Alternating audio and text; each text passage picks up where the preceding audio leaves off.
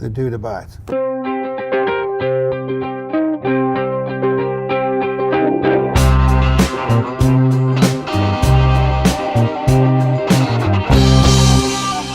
So in terms of sharing your vision of the world with people outside of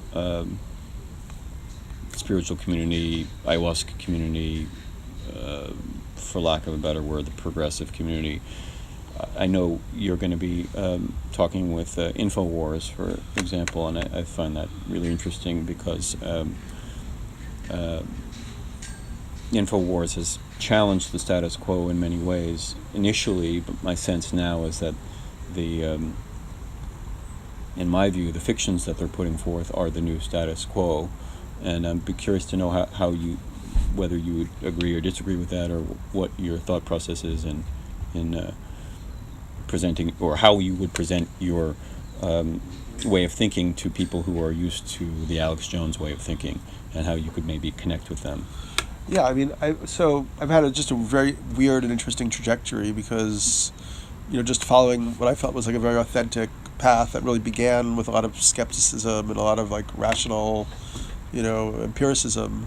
I've ended up, being able to write about things like, aliens, crop circles, psychic phenomena, hyperdimensional entities, and so on. And, whereas if you're like writing for the New Yorker or the New York Times Magazine and trying to talk about any of the stuff, you just get X'd out. So I sort of feel that like it's interesting because, the Trump thing is obviously potentially catastrophic on so many levels, but it has there were discourses that the mainstream is still not allowing. Like I can't even get my book reviewed, and the new book, wouldn't even allow you. Like if you stepped outside of a certain boundary, you were just either ignored or totally ridiculed or attacked. So that's, I think, built up this pressure for people who feel they're not getting the whole story, and unfortunately that's led to them gravitating to Trump. And there's like this whole area of like people who are who believe that vaccines may be causing autism. The government has suppressed that information. That there is kind of a New World Order corporate conspiracy of like a Bilderberg group of a financial elite who do come together every year, and that the mainstream wasn't able to kind of address these deep kind of instinctual concerns that people were having, and some of it also is around aliens. I think some of the concerns, as you pointed out, are valid. The notion of the control of our minds and our economy and our planet are, that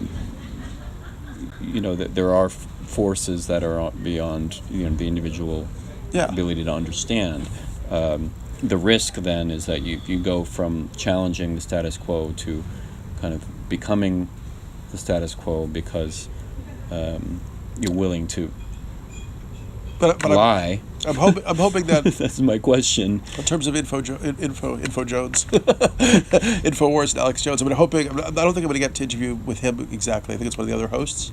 But my hope would be that I can help to mend the gaps in the worldview and the belief system, because I think that's I feel like I'm sort of bridging between these different worlds. Cause like even for example the climate crisis, which is obviously something that you talk about in the book, and is a real disaster that we're facing. I met someone recently who is an Alex Jones listener, and he said to me very rationally that the climate is not warming, and then I said, well, it's been getting hotter every year, and he said, oh, well, that's just something that the government is doing, spraying in order to make it hotter so that they can say that the planet is warming, so that they can steal the energy industry's business and put it in the hands of government. That's a very long explanation for something that, it's like Occam's razor. The simple explanation is there's a massive industry that's threatened by the results of its pollution, and so they're saying that, so they're coming up with this ridiculous conspiracy explanation. How do you imagine speaking to that so that you can bridge the gap?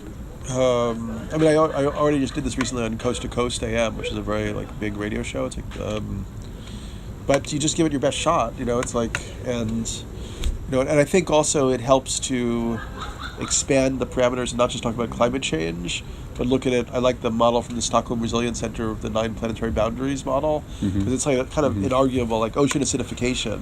Like the oceans didn't become 30% more acidic over the last 40 years for no reason. That's just like, you don't even hear climate change deniers denying that has to do with the industrial CO2 that the oceans are absorbing. And so if you can, and then there's species extinction, 150 to 200 species a day, due to, deforestation and, what we're doing in the jungles and so on. So like, we can establish that, first of all, there's an ecological crisis. Now, from my perspective, it's obvious that, the atmosphere is, this big around the planet, and we're filling it with CO2. We know that stable climate was 275 parts per million carbon dioxide. We now have over 400 parts per million. We seem to be pretty clear from the examination of like the ice core samples that the last time there was this much carbon in the atmosphere, was significantly warmer and sea levels were significantly higher. The sea levels were, what? 100 feet higher. 100 feet higher. So, and that just may be a matter, or that just seems to be a matter of time to melt the ice caps completely for that to happen. Yeah. So if you present those facts, your thought is that simply by, do you think you're going to get challenged if somebody's saying, well, that's not, that's not actually what's happening, that's what they want you to think. Scientists are paid to lie to you. How do you respond to that? I mean, all you can really say is that, you tried to use your discernment, you gave it the best shot, you read as many sources as you could, and, I've gone down these rabbit holes. Like I looked at ClimateGate, and I feel it's totally, besides the point. I've looked at Pizzagate, even trying to find, to be the point of balance, that helps to, allow a little more sanity to be infused in the discourse. I'll be very interested. It may be hopeless, but what else are you going to do at this point? I watched somebody like Milos Yiannopoulos get on like every major talk show spewing garbage, and that's what the culture, seems to allow, but if you want to talk about the systemic changes that we would need to make, as well as the level of changes we'd have to make in our mass consciousness and our society, you can't get that same kind of hearing. Yeah.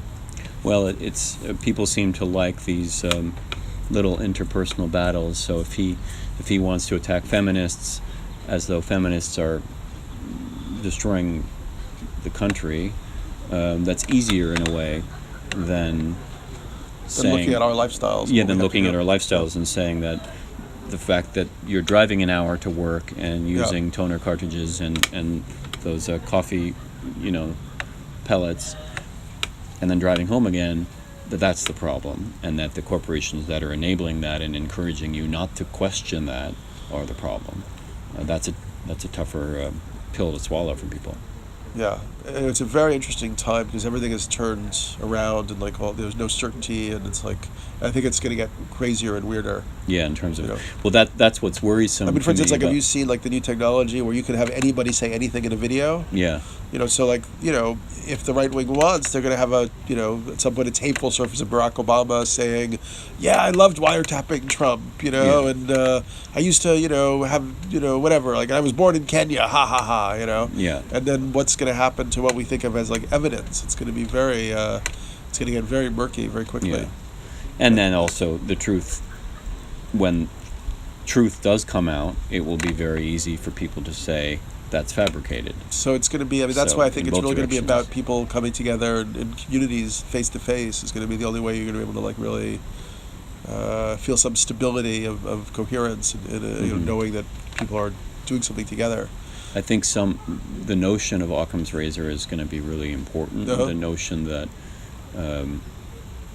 given the choice between a crazy conspiratorial explanation for something and a simple one, the chances are, not the guarantee, but the chances are, the probability is the simpler explanation tends to be the true one. Do you think that's true even?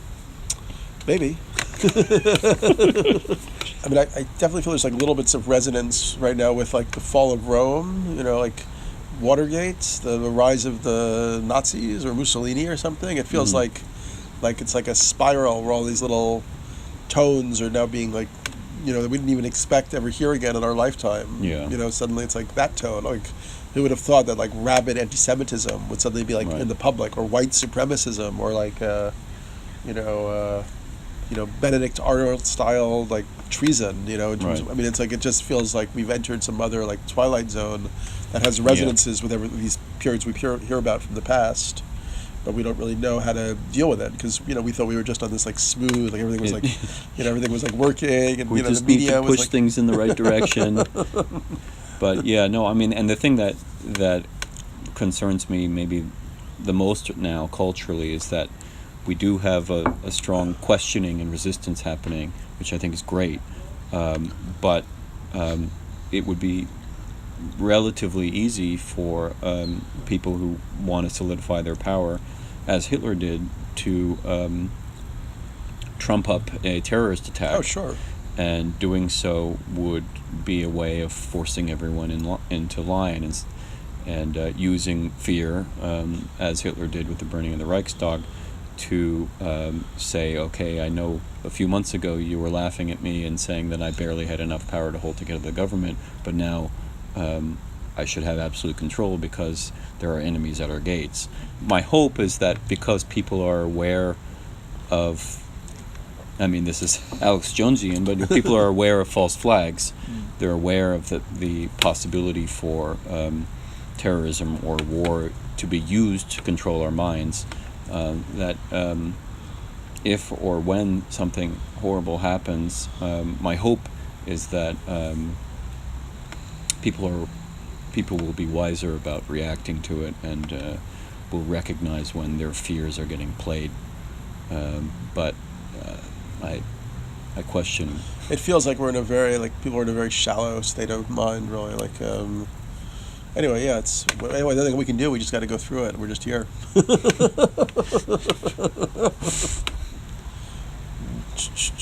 Yeah, I mean, I guess I can understand a lot of reasons why people might feel alienated or disenchanted, but ultimately we're responsible for our own reality, right? So. And we know from history that individuals actually have tremendous power to change themselves, change the world around them, change their communities, build communities. So I think if you're feeling there's no way forward, you just have to expand your imagination somehow and take a leap that maybe you've never leapt before. The problem with the ecological issue is that the wake-up call could very well come when it's too late to change the reality, and that's the trap. It looked bad for the Rebel Alliance in Star Wars too, but they found that one corridor, that beam just went into the heart of the Death Star, and boom, Yeah, but real life. I mean, that's the problem. Is climate change, for example, is a lot more complicated. You don't just fire a laser into a little hole. You got to change the way you think and behave. That's true. Globally. That's true. And get everyone else to come on board with that idea. Yeah. So, No, it's just like the Death Star. It's just like the Death Star. Just one good hit and the whole climate goes away.